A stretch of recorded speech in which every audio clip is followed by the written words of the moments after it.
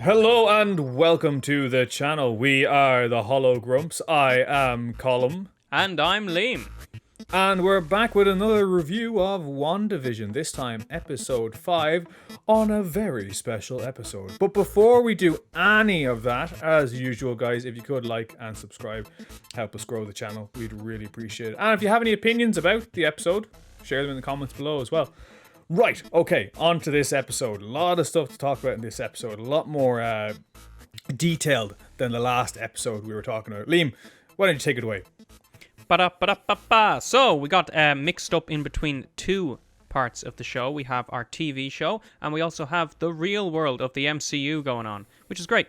The episode opens up with a baby scene with the two characters rocking the babies and dancing back and forth. You know, a whole lot of hoo-ha and hollering goes down. But some interesting things come up in this scene that are worth talking about. So, at the very start of the episode, Agnes walks in whilst the babies are trying to be put to sleep at the perfect time, and she offers assistance, but something doesn't go quite right, and Vision doesn't want her to help with the babies. So Agnes then asks Wanda if she should deliver her lines again, which is when things start to go awry. But the reason this is worth mentioning is because the kids grow up in this scene and Agnes doesn't pay any attention to it. And that is a bit strange because the Doctor in the first episode was a bit perplexed when the babies just sprung out. Do you think that Agnes is like some sort of safety net of her subconscious that comes in to protect her when things are getting awkward? There's something very unusual about her, and you can tell that either she is scared or she puts up a facade of being scared when she's around Wanda, just so Vision can see that. Because if she is somehow manipulating things, then why would she be scared? If not to try and draw a wedge between Vision and Wanda.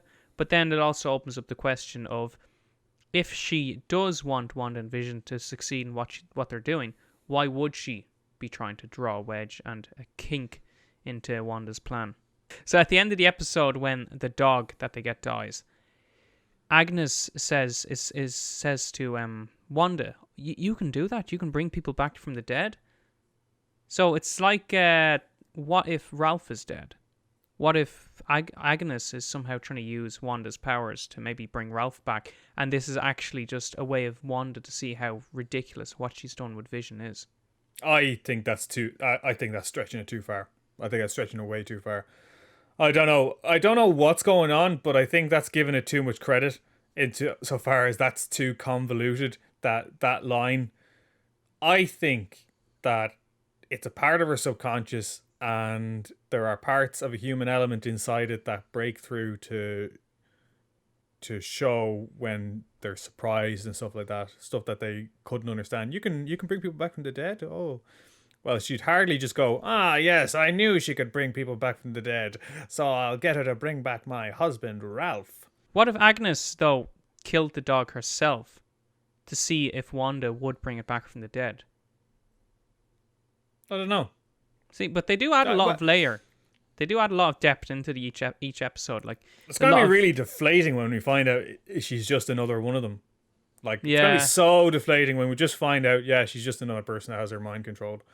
But I'd be happy enough with that. I mean, there's always a good level of subversion, and then there's a bad level of subversion. I think just finding out she's just one of the gang would be okay. Now, obviously in the real world there's stuff going on as well. Monica wakes up, but not to summarize, her bloods don't show up. I have a few theories about this. Like, I think possibly there's kind of two sides to this. Either A, she doesn't really exist anymore, because we see later in the episode that Wanda repurposes things to use inside the simulation, so to speak, inside the hex, as Darcy calls it. That's one possibility. She's been kind of repurposed. Or the other possibility I like, she's a Skrull. Yeah, because she does seem to be aware that, at least from my reading of it, when she doesn't want her bloods to be done or anything again, it's almost like she doesn't want them to be done for a reason. She doesn't just not want them to be done because she's in a rush. She just genuinely does. She's not even surprised. I mean, if somebody did And you know what? The other thing that is surprising, why isn't the nurse more surprised? She's just like, oh, your bloods haven't shown up. As in, that's normal to take a blood sample from someone and it just reads as nothing.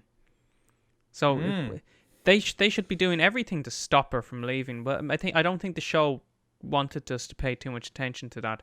But I do think Monica is in some way aware that there's something wrong with her. Maybe she... And I suppose as part of this now, we know how Wanda creates all this, but we don't know how she achieves it, if that makes sense. Yeah, because we get the Kevlar disco outfit that she wears later on. So, and Monica's the one that figures that out, that changed. So why doesn't she put two and two together that her bloods aren't showing up, her outfit changed, maybe something about her changed, unless she was already different to begin with. So there actually is a possibility that now if Wanda shuts down the simulation, everyone inside could die because they've been changed. And she's the one keeping them alive now. That's a very good point. Didn't think about that. Yeah, so if everybody doesn't quite exist without Wanda, what happens then? Do her kids exist? I mean, that's something else worth talking about. The kids seem to act independent of Wanda. They can do things... Like, she has such a level of control over everyone.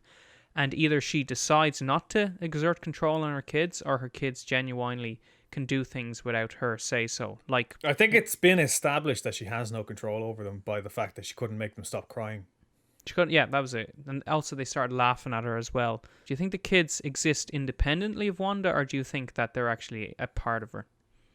I think this is just my personal opinion. I think they are representations of her grief in a human form, because she has to raise them to get through her grief. Insofar as even the dog dying is a part of her grief system, because she has to lecture them on not growing up through it. She has to tell them that grief is a part of life. And it's a little bit hypocritical to be dealing with that when she snatched her lover's body from a secret base and created a fantasy world for him to live in, you know? Yeah, so that was kind of a creepy scene as well, seeing her breaking in and seeing the Vision kind of torn apart on the table. I'm glad they didn't zoom in any more than that. Although a part of me wishes they did, just to make it even that more creepy. The other thing noticeable about the kids are, obviously they're both twins, but they're both different. Like, they're not identical twins, which I think is a good parallel to if we go into this multiverse of... You have her two twin brothers will be the one from the MCU and then the one from the Fox X-Men. Yeah, spoilers, guys. Quicksilver comes back at the end, but we'll get to that. We'll get to that. The other thing as well, Monica texting. What's going on there? Well, we have a few theories. You came up with one. I came up with one. My answer to everything is always Skrulls, except this time it was your answer. Yeah, I was just thinking, what aerospace engineers have we really seen in the MCU? And the only one that comes to mind for me that would make sense is that random Skrull engineer in Captain Marvel that retrofits Maria Rambeau's retrofits the weird aero ship that Nick Fury and Captain Marvel steal from S.H.I.E.L.D. headquarters, and he turns it into a spaceship. I mean, that did stand out to me a bit, that he was able to turn just a random Earth plane thing into a spaceship on some ranch. But anyway, he must be a very good aerospace engineer. So if we go with this Monica Rambeau as a Skrull theory, then maybe that's who she's texting. Or it's just Rhodes. Yeah. There is supposed to be like a Luke Skywalker-esque cameo at the end of this. And if it was just Rhodes, no offense, Rhodes, but that wouldn't be interesting. I hope it's Brie Larson. Hope Brie Larson shows up. But she's not an aerospace engineer, is she? She's a pilot. I'm just expecting her now. That's it. I'm just expecting her. No, I don't think she'd be texting Brie Larson. Sorry, I don't think. Yeah, let's keep Brie Larson in. It's algorithm gold. No, I don't think she'd be texting Brie Larson simply because they have that scene in deliberately of the... Oh, we're not talking about her, so let's go with the approach that there's going to be some kind of you never know, if she is superpowered now, maybe they'll have like a Captain Marvel Civil War of like Monica Rambeau in the comics is originally also meant to be Captain Marvel. So I'm just gonna say this, that in the comics, the second Civil War is started by Captain Marvel. So is it? yeah, we're not getting into it. I'm not getting into it, but Captain Marvel is a big player in the second Civil War. Okay, well then I think we have where we're going with this. I think it's going to be Monica Rambeau versus Captain Marvel. No, I think that's what they're going to play it. Yep, that's what I'm going at. I'm going to do that. Liam, 100% lock it in. Liam, Yeah. why are there no kids? Okay, so we see this play through a lot in the show. Like we have episode 2, you know, the fundraiser for the children. And it kind of gets creepy after a while because all the adults are like, for the children, for the kids and all this. And it kind of makes me think that they're being held captive somewhere. That's like how they're controlling all the adults. The other thing that could also be in play is maybe, now this is a big stretch, maybe Wanda can't control children. I don't know why she wouldn't be able to. Maybe she can't control children. And they wandered off. Oh well, no, maybe she can wipe their minds. I don't know. Maybe they had to be locked up because she can't control them, and that's why she can't control her own kids. And maybe they'll ultimately be her downfall in this. I think it's a stretch, but I'd far more like the idea, even though I can't believe I'm saying this, of her actually having the kids as a hostage. So it's literally like, don't resist my mind control, or the kids will get it. Yeah. Yeah, it is very dark like that, but they are happy enough to go dark, like having her walking around an animated corpse of Vision. Granted, he's a robot, but he's a sentient robot, so what difference is it? And lastly, I had been hoping to save this for the very end, but you start going into it. Quicksilver! New Quicksilver! My hope is, I remember you offhandedly said something like, unless they just, happen to get some random guy off the street from the town who looks exactly like this guy, and that's what they're going to do. My hope is it's not that. I hope they're actually teasing the start of a crossover between the two universes, Yeah. Look, I definitely don't think it's my one, because that would just be the worst version of subversion. Okay, and that about wraps this up. So, a lot of things to discuss, a lot of things that we hope you'll keep discussing with us in the comments section below. But anyway, hit the like and subscribe button. And for the Hologrumps, I've been Liam. And I've been Colum. And remember, existence is futile.